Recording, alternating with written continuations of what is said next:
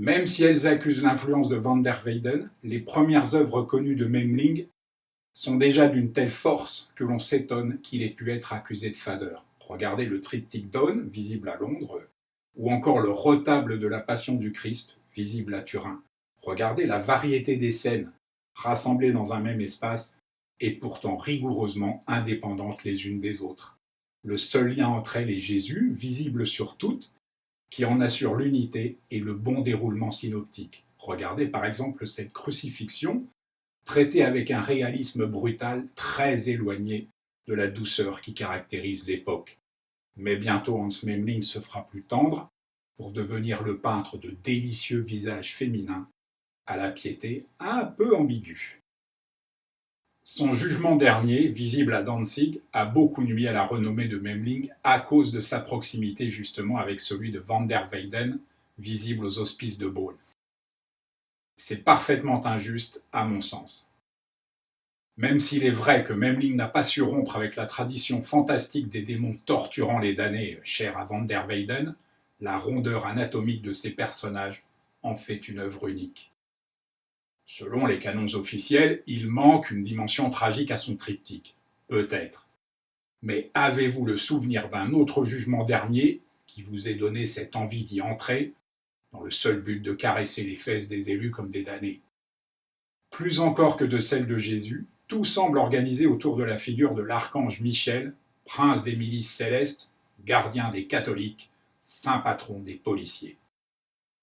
De toute la puissance de sa spiritualité, on l'observe peser sur les âmes. À l'arrière-plan, une terre dévastée voit anges et démons se disputer des ressuscités terrorisés.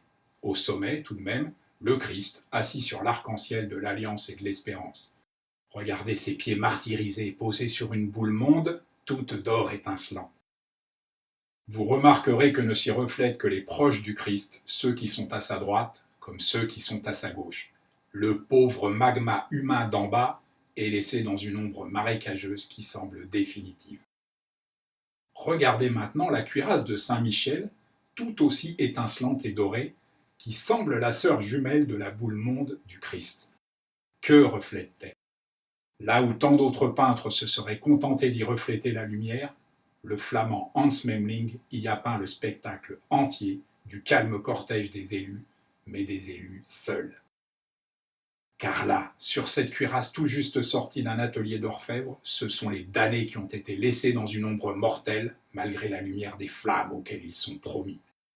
Sur ce torse du premier des soldats du Christ, sur cette cuirasse où tant d'autres peintres auraient abusé de motifs décoratifs à la gloire de l'archange, Hans Memling a peint une pesée des âmes à la seule gloire de Dieu.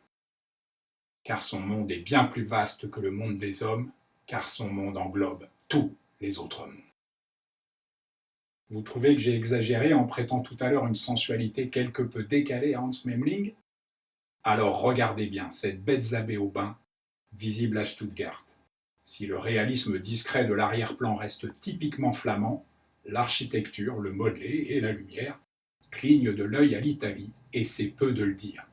C'est l'un des premiers nus, peut-être le plus élégant, de tout l'art flamand. Ce doux visage, ces seins blancs, ce ventre infiniment tendre, on dirait Ornella Muti dans La dernière femme de Marco Ferreri.